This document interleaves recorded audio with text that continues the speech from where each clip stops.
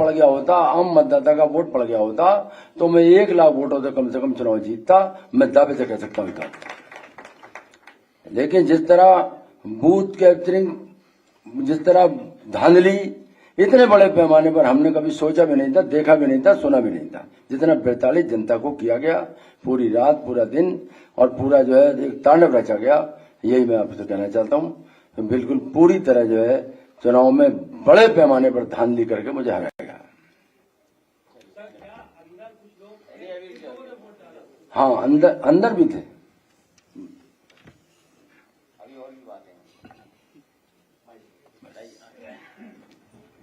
माननीय राष्ट्रीय अध्यक्ष,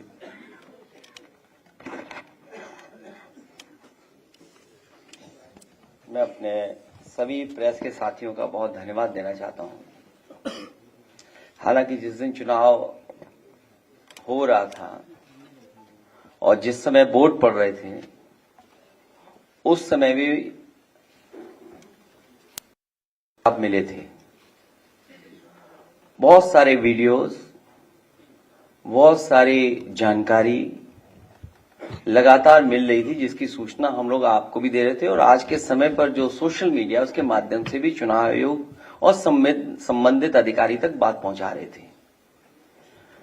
मुझे याद है, मैंने कुंदरकी के अपने समाजवादी पार्टी के प्रत्याशी, उनका वीडियो देखा था। सुबह ही सुबह जब वो निकले हैं वोट डालने, तो उन्हें जानकारी मिल गई कि उनके बूथ के एजेंटों को निकाल दिया गया है। पुलिस प्रशासन ने मिलकर के जो व्यवहार किया, और उनकी नियत और मंशा यही थी कि कोई भी समाजवादी पार्टी का एजेंट बूथ पर न रहे। इसलिए जानबूझ करके प्रशासन ने और खासकर पुलिस ने, वो भी निर्देश पर, सभी बूथ एजेंटों को लगभग निकाल दिया गया। और बड़े पैमाने पर जहां समाजवादी पार्टी के समर्थक थे, समाजवादी पार्टी के लोग वोट डालने जाना चाहते थे, जाते उन्हें रोक दिया गया। अगर मान लीजिए रोक दिया गया है वोटर को, तो वोट किसने डाले? अगर उन बूथों पर समाजवादी पार्टी का वोटर नहीं पहुंचा है, हमारे प्रत्याशी के समर्थक नहीं पहुंचे, आखिरकार वोट किसने डाला है? ये बड़ा गंभीर विषय है। और इसके साथ साथ 2 तरह की पर्ची होना, लाल मार्क है और एक सामान्य रूप से ये जो पर्ची दी जाती है, ये लाल पर्ची, लाइन वाली पर्ची। उस दिन भी हम लोगों ने कहा था, जिस दिन वोट पड़ रहे थे, उस दिन भी इस बात को कहा था कि इस तरह की व्यवस्था कोई प्रशासन ने बनाई है और जिसके कारण इस तरह का भेदभाव किया है। यहां वो साथी बैठे हैं जिनका वोट था, लेकिन वोट डालने नहीं पहुंचे। अभी जब विधायक जी अपने तमाम साथियों के साथ यहां आ रहे थे, पुलिस को जानकारी मिल गई, कई गाड़ियां इनकी बंद कर दी गई। सुबह से हम लोग लगातार कोशिश कर रहे हैं कि वो छोड़ दिए जाएं। कोई कारण नहीं है, उन्हें थाने में बैठाया हुआ है, सीतापुर में बैठाया गया। पहले एक थाने में रोका पुलिस ने, न जाने कहां से एसओजी की टीम आई, बैठा लिया उनको, उसके बाद दूसरे थाने में ले जाके बैठा दिया उनको। और इसलिए बैठा दिया कि कम से ये प्रेस से आमना सामना ना हो जाए, क्योंकि उन्हें पता था कि प्रेस होने जा रही है। एक और गंभीर घटना हुई है जिसके बारे में आपको जानकारी होगी, संभल की। सर्वे हो चुका था, चुनाव के चर्चा न हो पाए, हमारी आपकी प्रेस गड़बड़ा जाए, इसलिए जानबूझ करके सुबह सर्वे की टीम भेजी है, जिससे माहौल खराब हो जाए, कोई चुनाव पर चर्चा न कर सके। और जो जानकारी मिल रही है उसमें जानकारी है कि कई लोगों को चोट पहुंची है, कई लोग घायल हैं और एक नौजवान नईम उसकी जान चली गई है।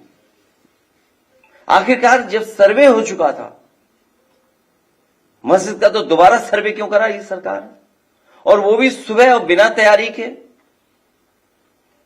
कानूनी और कोर्ट के जो प्रोसीजर, उसमें मैं नहीं जाना चाहता हूं कि दूसरे पक्ष की सुनवाई ही नहीं है, कोई सुनने वाला नहीं है दूसरे पक्ष को। और ये जानबूझ के इसलिए किया है कि आज किस बात पे चर्चा हो, किस इमोशन पे चर्चा हो, ये जानबूझ करके सरकार ने कराया है। ये जो संभल में हुआ है, बीजेपी सरकार, प्रशासन, सब ने मिलकर कराया, जिससे कि चुनाव के धांधली पर, चुनाव की बेईमानी पर चर्चा न हो सके।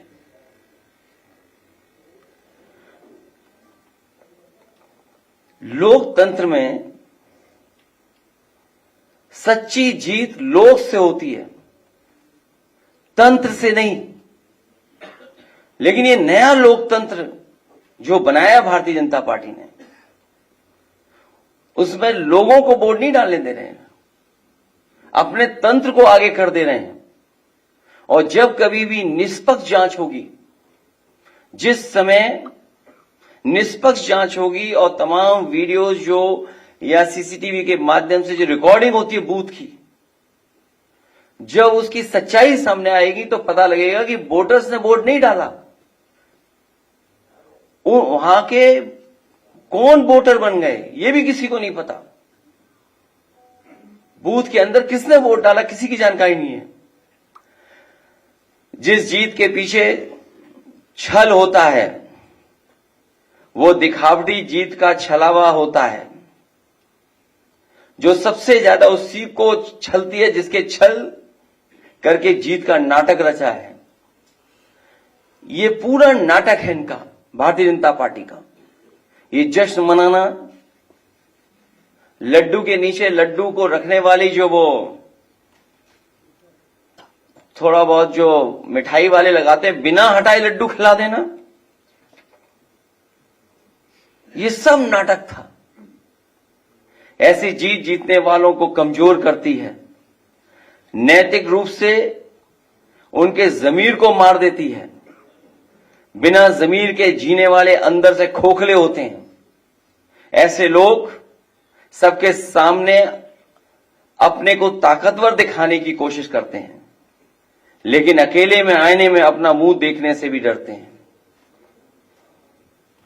भाजपा का हारने का डर तो उसी दिन साबित हो गया था जिस दिन उसने पीडीए के अधिकारी कर्मचारियों को चुनाव से हटा दिया था, जिससे इनके अपने लोग वहां सेट किए जा सकें और धांधली की गवाही देने वाला कोई न हो।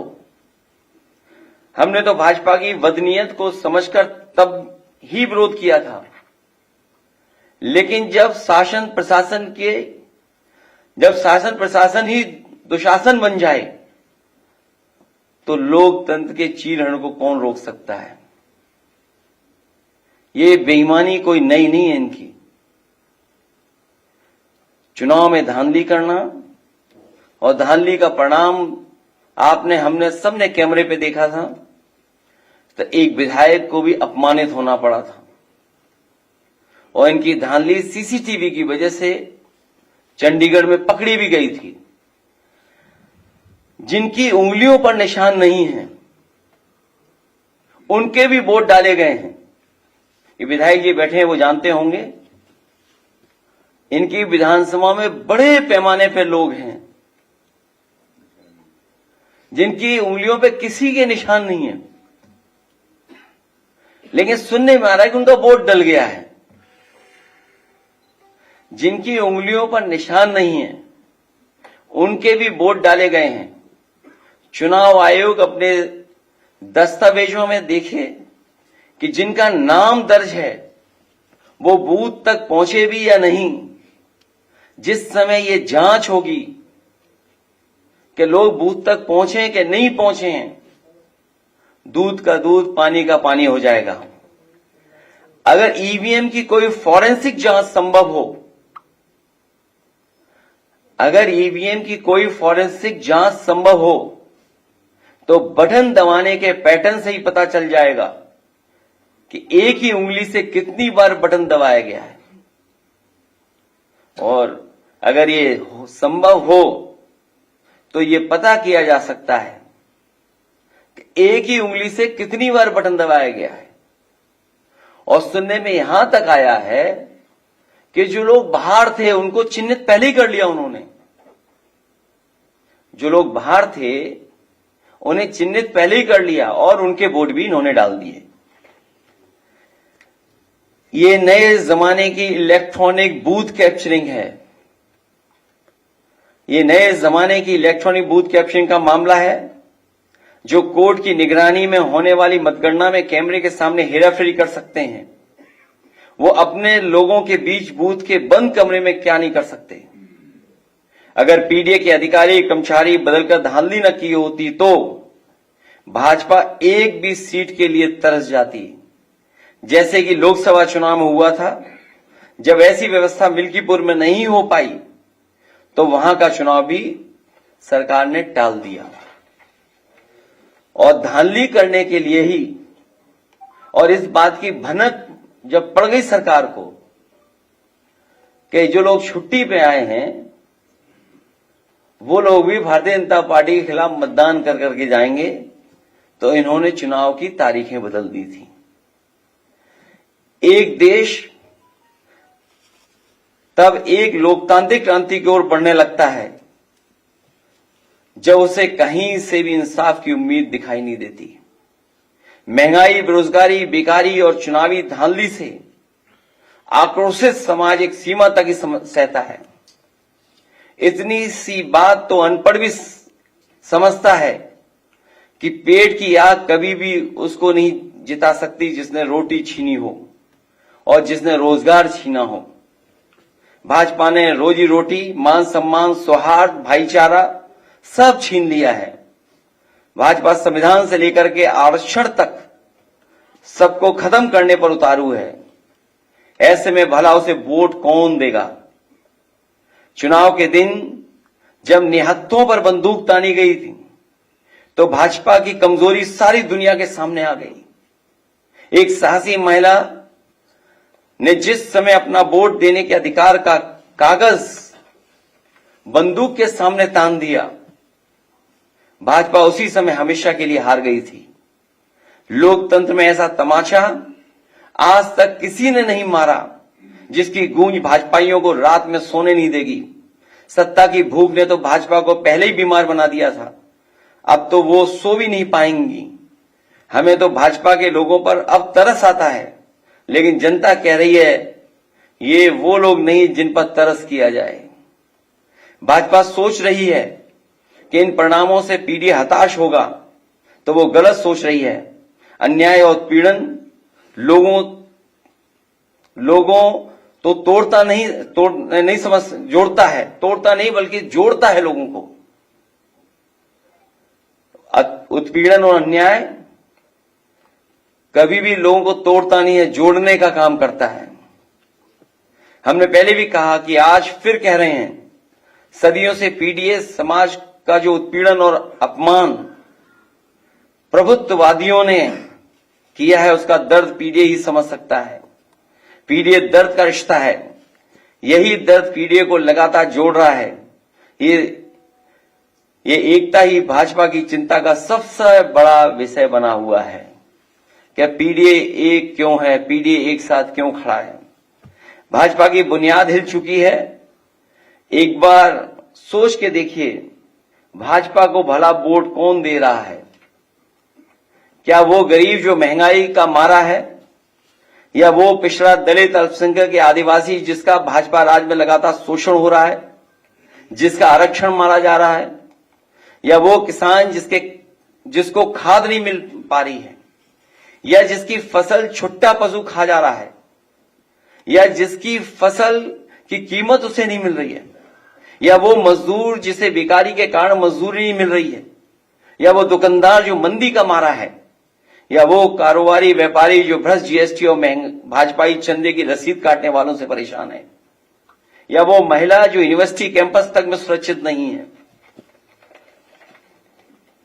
या वो सरकारी कर्मचारी जिनके ऊपर भ्रष्टाचार करने का दबाव है, या जिनकी पुरानी पेंशन तक छीन ली गई, या वो पत्रकार जिनको निर्वस्त्र करके पीटा जा रहा है, या वो जो नौकरी के लिए धरने पर बैठे थे, चाहे 69,000 शिक्षक भर्ती का मामला हो, या पुलिस का हो, या अग्निवीर भर्ती का हो, या जज की परीक्षा में कॉपी बदलने का, या परीक्षा में पेपर लीक का, रद्द होने का, या कोर्ट में रिजल्ट फंस जाने वालों का, इन सब बातों से लाखों निराश युवा हैं और उनके हताश परिवार के करोड़ों लोग अब भी सरकार के विरोध में खड़े हैं। सच तो यह है, भाजपा को 5% लोग भी वोट नहीं दे रहे हैं। इनकी जीत में वोट की कोई भूमिका ही नहीं है। ये तंत्र की हेराफेरी से जीतने वाले लोग हैं और वोट को लूटने वाले लोग हैं। इसलिए ये चुनाव निष्पक्ष नहीं था, ये बेईमानी से और वोट को लूट करके चुनाव जीता गया है।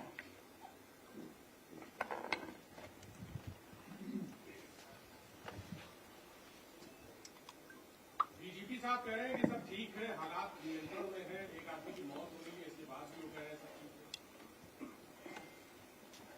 है। इसीलिए वो कार्यवाहक हैं, इसीलिए कोई परमानेंट डीजीपी उत्तर प्रदेश में नहीं बन पा रहा है। आप कार्यवाहक डीजीपी से क्या उम्मीद करोगे? आपको लगता है कि इंटेलिजेंस भी इसमें प्रयोग हुआ है जो लगातार? मैं आपसे कह रहा हूं, क्योंकि चुनाव से बहस को हटा करके ये जानबूझ करके जब एक बार सर्वे हो गया था मस्जिद का, तो दोबारा सर्वे करने क्यों पहुंचे? जो सर्वे हो चुका था उसके बाद दोबारा सर्वे इसलिए करने गए क्योंकि चुनाव की धांधली पर बहस न हो, चर्चा न हो। जो चुनाव में इन्होंने वोट को लूटा है, आप कल्पना कीजिए, जो लोग यहां पर अपनी बात बताने आ रहे थे, कहने आ रहे थे कि उन्हें वोट डालने नहीं दिया गया, उनका वोट डाल दिया गया, उनके हाथ में इंक नहीं है, उंगली पे इंक नहीं लगाई किसी ने, लेकिन उनका वोट डल गया। ये बातें खुल न जाए, इसीलिए पुलिस अभी भी बैठाए हुए उन लोगों को, अभी भी थाने में बैठे हुए हैं। सर, महाराष्ट्र चुनाव के परिणामों पर क्या कहेंगे? सोचिए, अभी भी बैठे हुए थाने में, कोई कारण नहीं है, और वो इसलिए बैठाए हुए क्योंकि वो एफिडेविट लेकर के आ रहे थे। आपके सामने वो एफिडेविट दिखाते कि उन्हें वोट डालने नहीं दिया गया और उनका वोट पड़ गया। क्या वोट बड़ी आबादी का रोक दें और 1 लाख वोट से जीत जाए, 1 लाख ऊपर ज्यादा से वोट जीत जाए? क्या आप कल्पना कर सकते हैं? और केवल पुलिस वर्दी में नहीं थी, वर्दी के अलावा प्राइवेट ड्रेस में भी थी। जिस तरह हिटलर ने ट्रूपर्स बनाए थे, हिटलर के जमाने में ट्रूपर्स होते थे, उसी तरीके से वहीं से सीख लेकर के सरकार ने पुलिस की वर्दी उतार करके प्राइवेट ड्रेस में भी लोगों को भेजा हुआ था, बड़े पैमाने पर। अगली बार फरहान भी जीतेंगे कह रहे हैं। अगली बार कुंदरकी 1 लाख से ज्यादा वोटों से हराएगा। कुंदरकी की जनता 1 लाख से ज्यादा वोटों से हराएगी। सर, अल्पसंख्यक बाहुल इलाके में इतना वोट मिला, सरकार से सवाल जब पूछा गया तो उन्होंने कहा कि उनको अपने गोत्र, पूर्वज और विरासत की याद आई होगी, इसीलिए शायद वो वापस आ गए। इसीलिए उन्होंने थानों में बैठाए हुए लोगों को, जो यहां मिलने आने वाले थे, पूरी पुलिस लगी हुई बैठा दिया उन्होंने। ये तो सब दिखावा है अपनी बेईमानी को छिपाने के लिए। चुनाव आयोग को शिकायत की और शिकायत की जाएगी इसके बाद। और ऐसे अधिकारी जिन्होंने चुनाव में बेईमानी की है, उनका कागज पीछा नहीं छोड़ेगी, कागज पीछा नहीं छोड़ेगा। सरकार से ये भी तो पूछ लेते कि जो अधिकारी वहां पोस्ट हुए थे, क्योंकि पोस्ट नहीं हो पा रहे थे, उनसे साठगांठ नहीं हो पा रही थी, इसलिए चुनाव बढ़ा दिया था उन्होंने।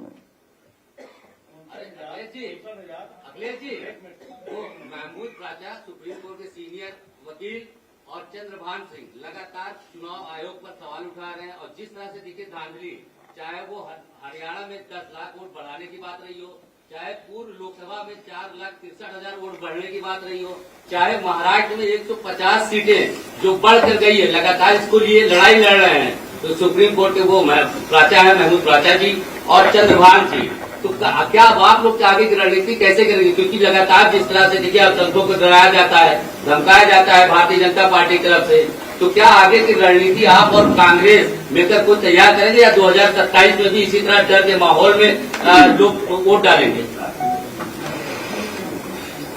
मैंने आपसे कहा कुंदर की विधानसभा में भारतीय जनता पार्टी 1 लाख से ज्यादा वोटों से हार करके आएगी अगले चुनाव में।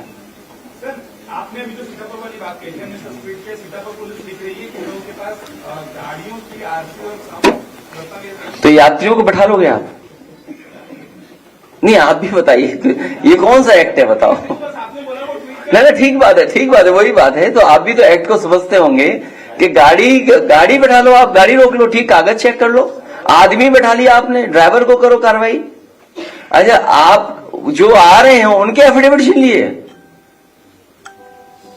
ये तो पुलिस में केस बनता है लूट का।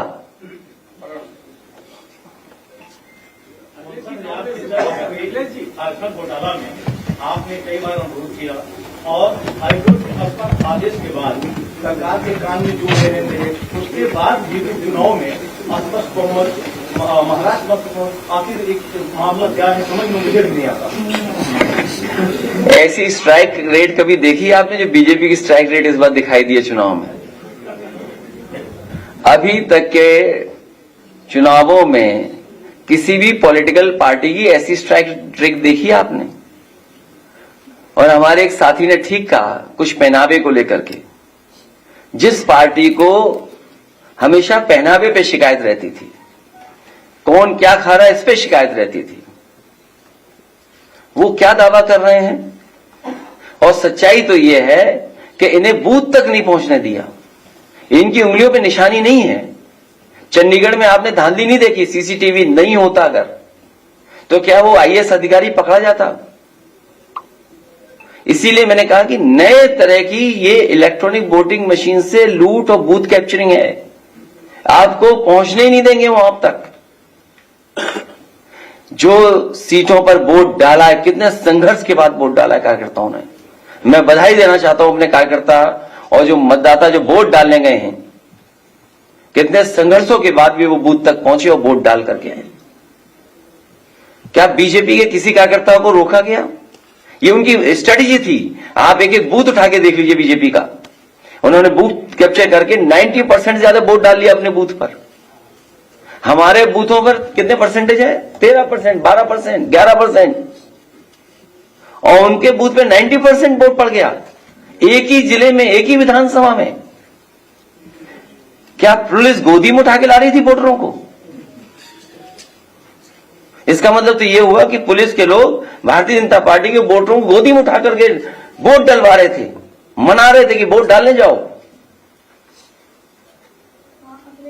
मायावती जी ने किनारा कर लिया है उपचुनाव पे। इससे पहले भी जो है चुनाव में इस तरह का हुआ है कि मेरा जो मुरादाबाद में रोका गया, मुस्लिम बहुल इलाकों में ज्यादा ये हो रहा है। 21 में जब ब्लॉक प्रमुख वाला चुनाव हुआ तो एक महिला की साड़ी छीन दी गई थी, तो उसको लेकर के विपक्ष क्यों नहीं कोई स्ट्रैटेजी बना पा रही है? क्योंकि ये तो लगातार लोकतंत्र का हनन कर रहा है और आप लोग अभी 24 की स्ट्रेटेजी नहीं देखी, वही हार अभी तक स्वीकार नहीं कर पा रही बीजेपी। लेकिन सर अब तो जो बंदूक की नोक पर जो है वोट रोका जा रहा है ना। इसके लिए स्ट्रेटेजी भी बनेगी, तरीका भी बनेगा। इसीलिए मैंने कहा जिन अधिकारियों ने धांधली की है, कागज उनका पीछा नहीं छोड़ेगा। सीसीटीवी या जो हमारे समाजवादियों के पास बड़े पैमाने पर रिकॉर्डिंग है, उन सबको चुनाव आयोग के सामने रखा जाएगा। उसमें मुझे उम्मीद है कि आप लोग भी सहयोग करेंगे, समय समय पर आप भी समाजवादी पार्टी का सहयोग करें लोकतंत्र मजबूत करने के लिए। उन वीडियोस को जरूर चलाएं आप लोग भी। किसका 24 में कर लिया था क्या इन्होंने? अभी तक अयोध्या की हार से नहीं उभर पाएंगे लोग, सच्चाई तो ये है। और सोचिए, जब अयोध्या हार सकते हो, कह रहे हम कुदरत की जीत गए।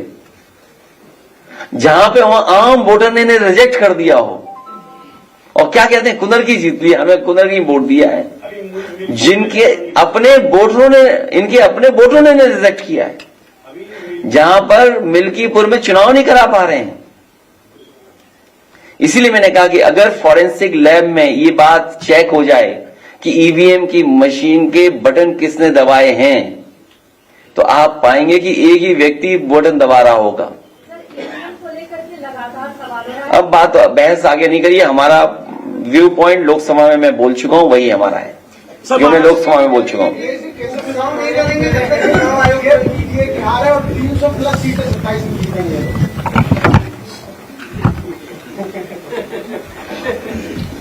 बेहाल है वो।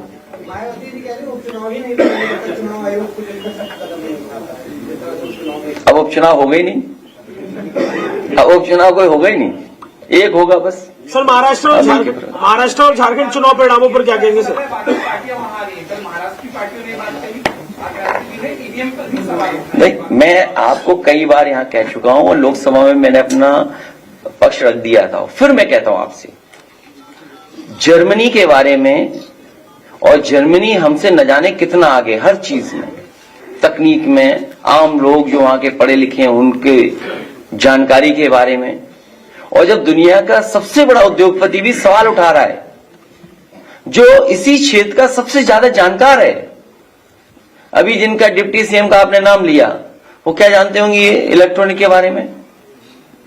कहो सोशल मीडिया पे किसी और से चलवा रहे हो, सीखा हो मेल लिखना, मेल रिसीव करना, न जाने कितनी चीजें हैं। और जो नया आ गया जीपीटी चैट, वो कहो इस्तेमाल करना, अब सीखे हो, शायद न सीख पाए हो, उसमें ऐसी फौज है उस दल में ऐसे लोगों की। खैर, तो जर्मनी जैसा देश ये कहता है कि ईवीएम से वोट पड़ना उनके देश में अनकॉन्स्टिट्यूशनल है। आप बैठे हुए सब लोग देख लो, गूगल करिए, आप लोग सब, वाईफाई आपके लिए फ्री है यहां पर, आप गूगल करिए, देखिए क्या जर्मनी में ये व्यवस्था है कि नहीं है। जब जर्मनी जैसा देश ईवीएम को स्वीकार नहीं कर रहा है, तो जो दल सवाल उठा रहे हैं स्वाभाविक है। इसको लेकर जनता को और विपक्ष को एक बड़ा आंदोलन नहीं करना चाहिए, क्योंकि आप लोग सिर्फ सवाल ही कर रहे हैं, वो उम्मीद पे नहीं कर रहे। अभी हारे हम लोगों ने इतना वोट डाला, इतना वोट डाला, मैं फिर कहूंगा पीडीएफ परिवार इतना वोट डालेगा, इतना वोट डालेगा कि मशीन भी नहीं कैलकुलेट कर पाएगी।